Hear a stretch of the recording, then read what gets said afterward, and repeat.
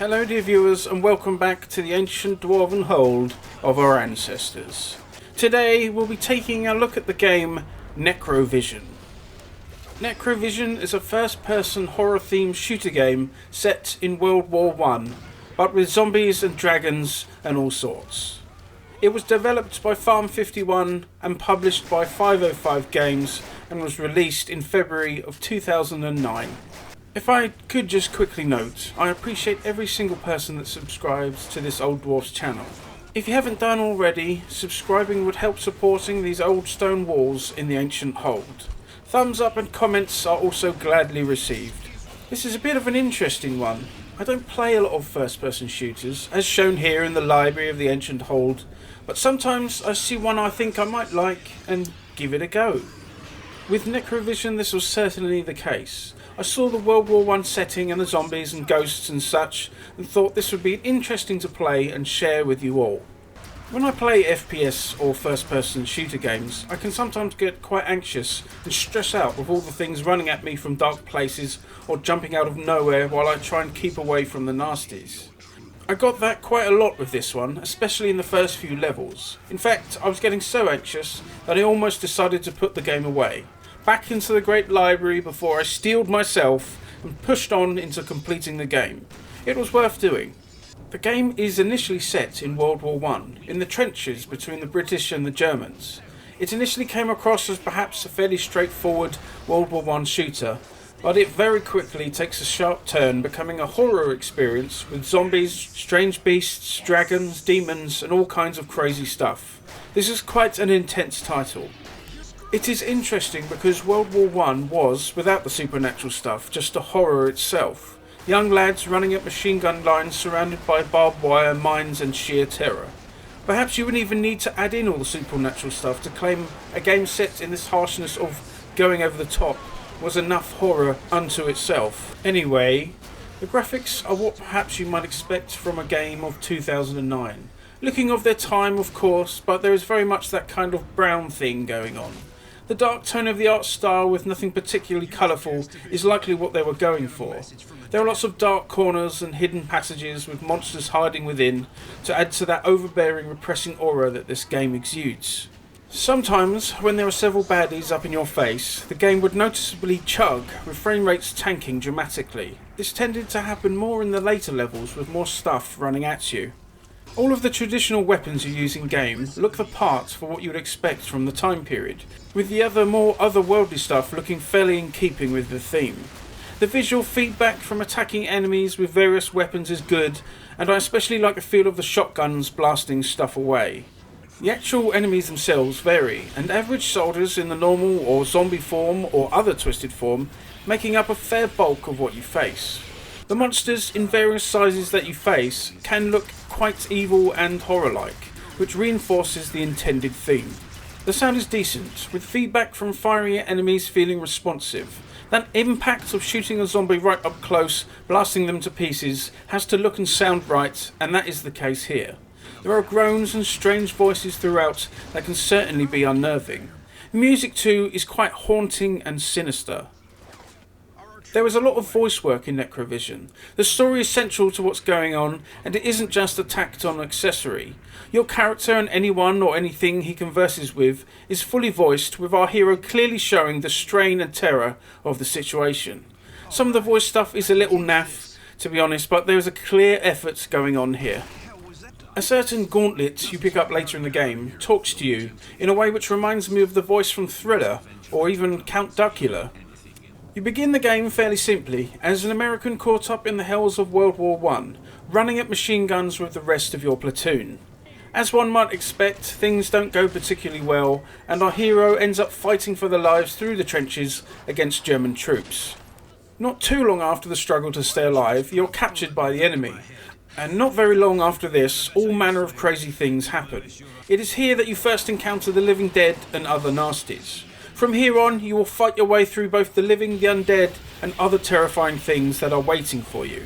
By the end of the game, the story and what happens to our hero is quite far-reaching, beyond the petty wars between men. Now it's probably best to talk about the combat. The combat in NecroVision is enjoyable.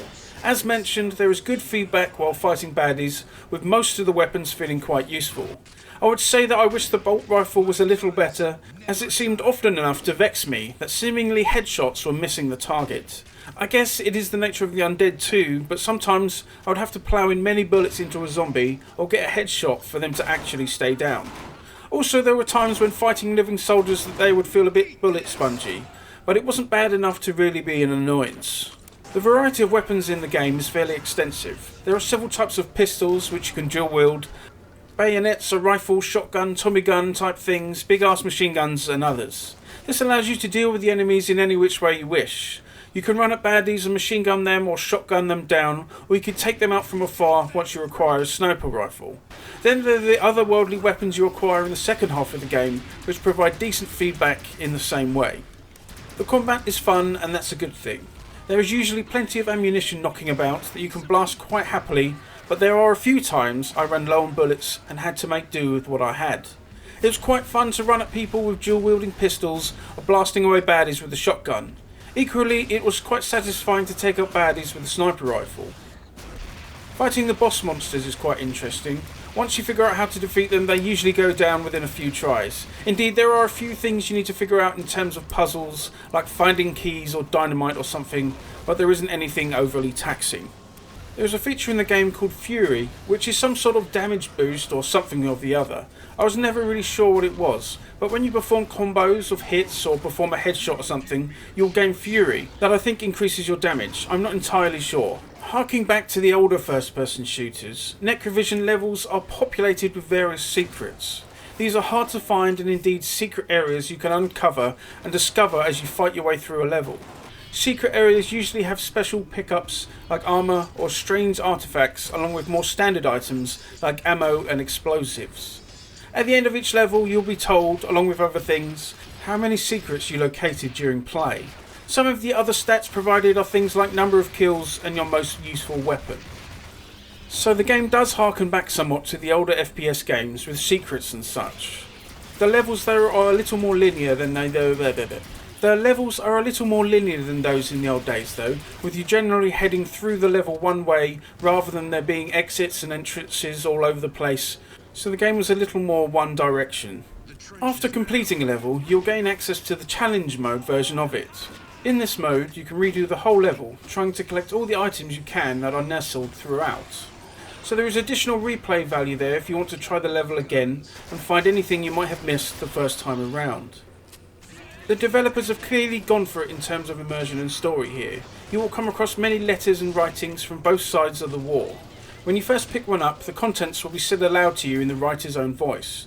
They talk of what they have seen, what they have done, and what is happening around them. There was a lot of stuff written in the First World War by soldiers sending letters back to loved ones. Indeed, you're handed some directly by other soldiers wishing to inform their family what has become of them. It is quite poignant, really. One thing I should probably note is the loading times in-game. First loading up a game and whenever transitioning to new ones, the load times can be really long. They are even really long for when you die and need to respawn. I found myself looking at my phone more often than not, waiting for it to load, and that is with a solid state drive. I hate to wonder what the loading times were like with the traditional hard drive. While there was a lot of slowdown with lots of mobs on the screen in certain areas, it generally ran quite well, with me only experiencing one hard crash to the desktop. I was also able to run it on 1440p with no issue. Unfortunately, the game doesn't seem to appreciate a dwarf alt-tabbing out of the game at any point, as the screen would turn all white and needed shutting down from the task manager. NecroVision is an interesting game and fairly unique in the scope of first-person shooters, to this old dwarf anyway. I know some of the old Wolfenstein games have delved into the realms of supernatural, but a World War I shooter with this level of horror isn't a common affair. If you like FPS games and something a bit scary, then I think you will like NecroVision. I got the game for about 50 pence on sale at GOG, and it was like 65 pence on Steam, so you can't really go wrong here. It is worth it at its normal price of around £5, but for only a number of pence, I would say if you have any lingering interest, then why not give it a go. If you dislike it, you've only spent the amount for a Mars bar. And there we go, dear viewers, another video from me here down in the ancient hold. I hope you're doing well and staying in the warmth of a good hearth. Thank you for watching, and I shall see you next time.